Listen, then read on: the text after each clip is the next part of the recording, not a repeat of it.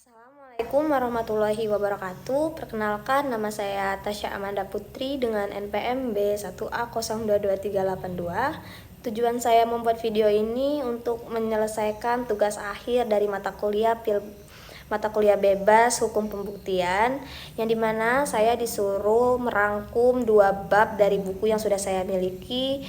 Yang buku saya miliki ini penulisnya dari Dr. Flora Dianti AMD SHMH, yang dimana judul buku ini Hukum Pembuktian Pidana di Indonesia. Ini buku yang sudah saya miliki, buku saya. Baiklah, mari kita lanjut ke materinya saja. Baiklah, bab yang pertama itu saya akan menjelaskan tentang teori pembuktian dan perkembangan hukum, yang dimana di sini ada teori tentang pembuktian. Teori pembuktian dalam hukum pidana itu dibagi menjadi 2, yaitu teori pembuktian positif dan teori pembuktian formal. Yang di teori yang pembuktian positif itu kebenarannya sebenarnya hakiki dan real yang dicarinya dalam proses pembuktian. Dalam perkara pidana, hakim berusaha meyakinkan diri terhadap kebenaran substansi perkara, yaitu apakah tindakan pidana benar-benar terjadi dan terdakwa benar-benar bersalah. Kebenaran material menuntut pencari fakta yang sesungguhnya di balik perkara melampaui bukti formal yang ada. Sedangkan teori pembuktian formal itu kebenarannya didasarkan pada bukti-bukti formal yang diajukan dalam persidangan, dan kebenarannya hanya diakui berdasarkan alat bukti yang sah menurut aturan hukum acara. Dalam perkara perdata, hakim kerap hanya menilai bukti yang diajukan oleh para pihak tanpa harus mencari kebenaran substansi di balik perkara. Teori pembuktian juga memiliki sistem pembuktian dibagi menjadi 4, yaitu ada conviction intime, yang dimana sistem ini adalah bentuk paling subjektif dari pembuktian, di mana hakim menentukan salah tidaknya terdakwa murni berdasarkan keyakinan pribadinya tanpa terikat oleh alat bukti yang diatur oleh undang-undang. Hakim bebas menilai dan menggunakan semua sumber informasi, termasuk yang tidak formal seperti keterangan dukun atau media roh, untuk membentuk keyakinan hati nuraninya. Yang kedua itu ada sistem conviction rational, yang dimana teori ini merupakan perkembangan dari conviction intime dengan menambahkan persyaratan rasionalitas. Hakim tetap menggunakan keyakinan dalam menilai bukti, tetapi keyakinan itu harus didasarkan pada alasan yang jelas. Alasan yang jelas, logis, dan bisa dijelaskan secara tertulis dalam putusan. Hakim wajib menunjukkan hubungan sebab akibat yang masuk akal antara bukti dan kesimpulan hukum, sehingga putusan mengandung alasan rasioning yang kuat dan transparan. Sistem ini juga menggabungkan subjektivitas keyakinan hakim dengan objektivitas penalaran hukum, sehingga menghindarkan keputusan yang hanya berdasarkan opini tanpa dasar bukti yang memadai saja. Teori yang ketiga itu ialah positive logic bewitch Harriori, yang dimana sistem ini mensyaratkan pembuktian yang ketat dan lengkap berdasarkan alat bukti yang diatur secara eksklusif oleh undang-undang, yang jumlah dan jenisnya limitatif. Hakim tidak boleh menghukum terdakwa kecuali seluruh persyaratan alat bukti resmi terpenuhi sesuai dengan ketentuan hukum acara pidana. Misalnya itu minimal 2 saksi, surat-surat yang sah, pengakuan terdakwa, dan lain-lain. Yang keempat ini adalah sistem negatif wedlich bewitch theorie, yang dimana sistem ini adalah campuran antara conviction rasioner dan positisme, di mana hukum mengatur batas minimal alat bukti sebagai syarat negatif yang harus dipenuhi dan tidak boleh diabaikan oleh hakim. Menurut pasal 183 KUHP, hakim tidak boleh menjatuhkan pidana kecuali sudah ada minimal 2 alat bukti syah dan keyakinan hakim harus didasarkan pada alat bukti tersebut secara rasional. Baik, kita lanjut yang bagian B, yaitu adalah teori perkembangan hukum. Teori perkembangan hukum ini ada teori positivisme analitis, yang dimana teori ini adalah norma tertulis yang sah hanya karena dibuat dan disahkan oleh otoritas yang berwenang, terpisah dari pertimbangan moral atau keadilan substansif. Dalam hukum pidana, hakim harus terikat pada teks undang-undang sebagai acuan utama tanpa melakukan interpretasi yang terlalu luas. Pendekatan ini mengakibatkan sistem peradilan yang kaku dan formalistik karena hakim wajib mengikuti prosedur dan alat bukti yang diatur secara ketat. Sistem ini dinilai kurang responsif terhadap konteks sosial dan keadilan substansi, sehingga terkadang dapat menghasilkan putusan yang kurang adil apabila norma hukum tidak sesuai dengan realitas masyarakat. Yang kedua itu ada teori responsif. Teori ini juga menggunakan sistem peradilan harus menyesuaikan proses pembuktian dan putusan dengan nilai-nilai masyarakat, budaya, dan kebutuhan sosial yang berlaku. Pembuktian pidana tidak hanya berdasarkan aturan kaku, tetapi juga mempertimbangkan konteks sosial dan keadilan restoratif, seperti mengakomodasikan sistem hukum adat dan sangat rekonsiliasi. Teori ini juga memandang proses hukum sebagai suatu interaksi dinamis dengan masyarakat yang dapat meningkatkan legitimasi sistem peradilan. Namun juga sistem ini juga sangat berpotensi menghadapkan hakim pada subjektivitas dan inkonsistensi penilaian.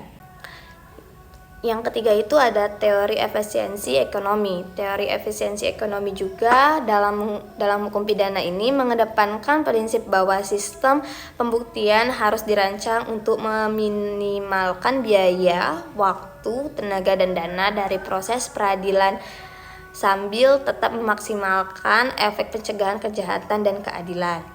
Hal ini juga mendorongkan menggunakan metode pembuktian yang lebih efisiensi seperti teknologi digital dan alternatif.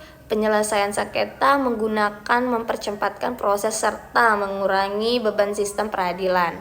Efisiensi juga berarti mengurangi prosedur yang berlibat-libat dan meminimalisirkan pemborosan sumber daya negara. Kekurangan dari teori ini terletak pada resiko pengorbanan kualitas keadilan jika efisiensi dijadikan prioritas utama tanpa mempertimbangkan hak asasi dan proses yang adilnya.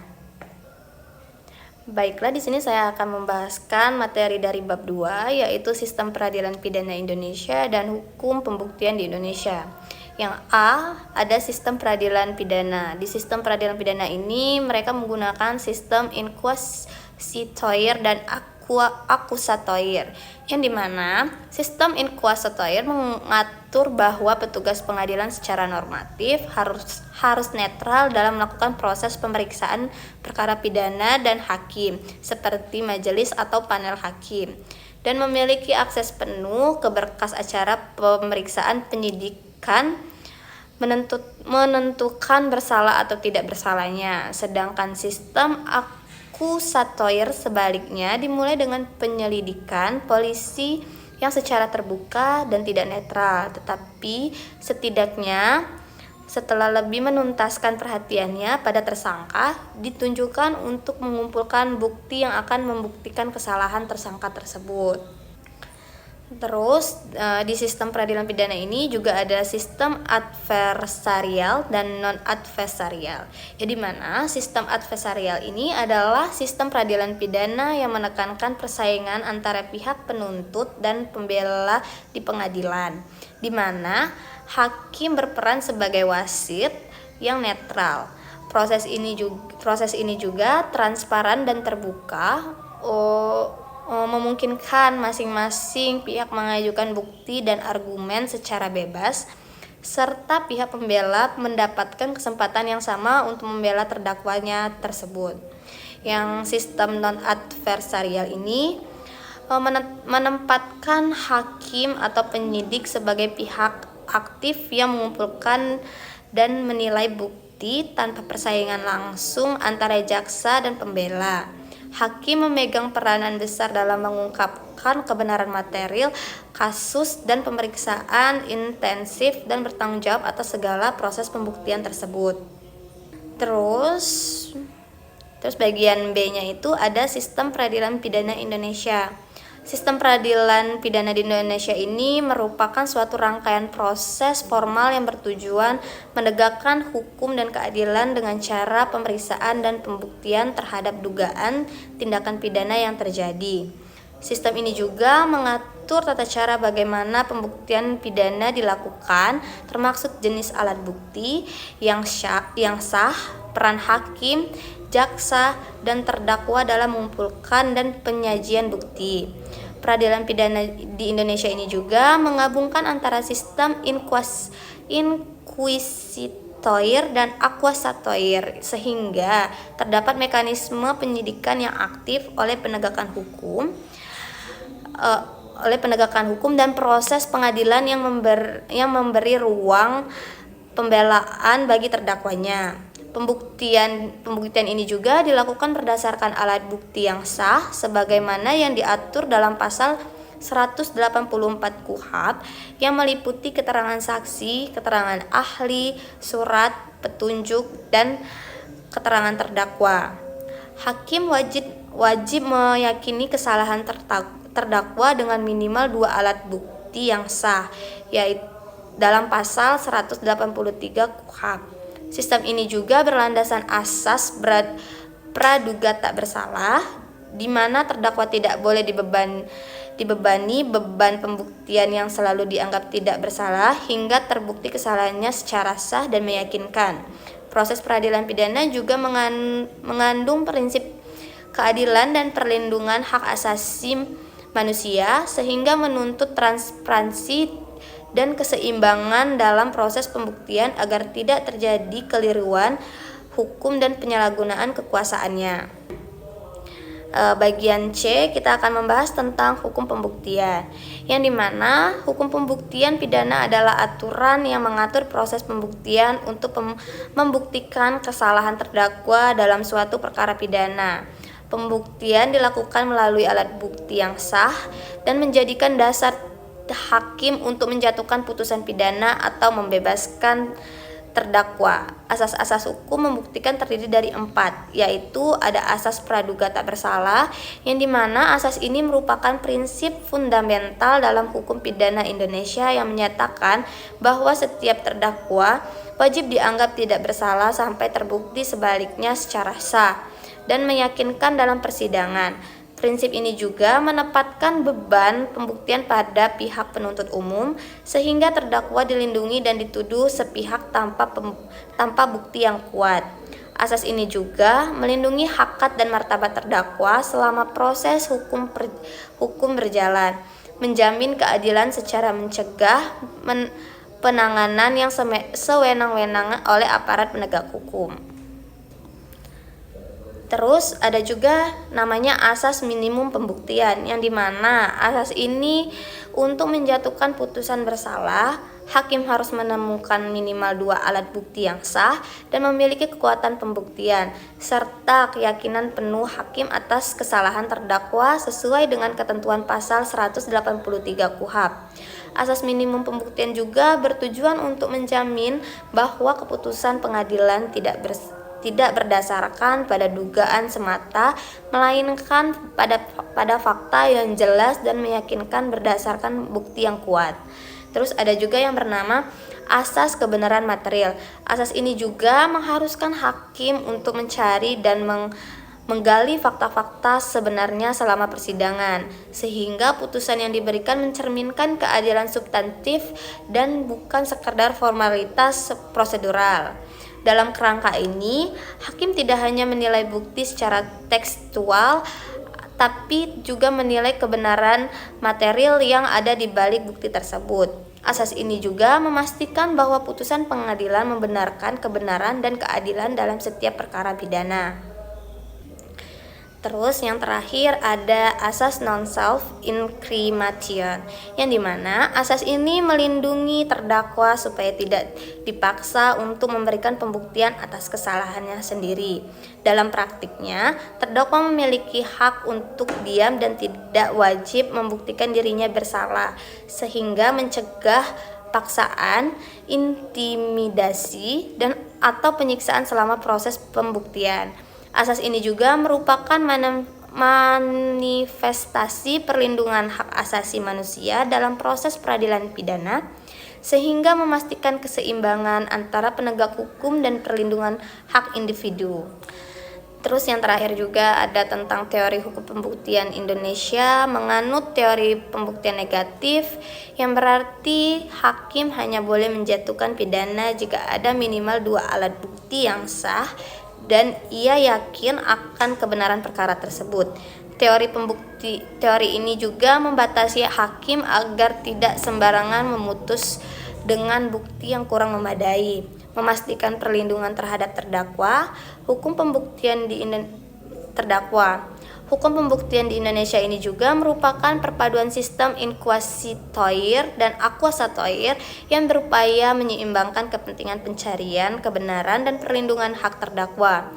KUHP di sini juga berfungsi sebagai instrumen hukum yang menekankan keadilan dan transparansi proses pembuktian.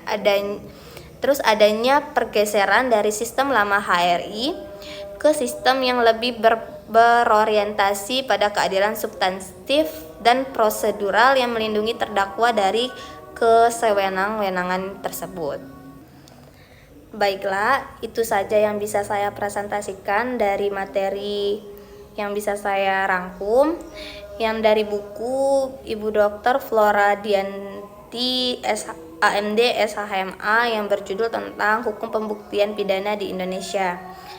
Bila ada salah kata, saya mohon maaf. Wassalamualaikum warahmatullahi wabarakatuh.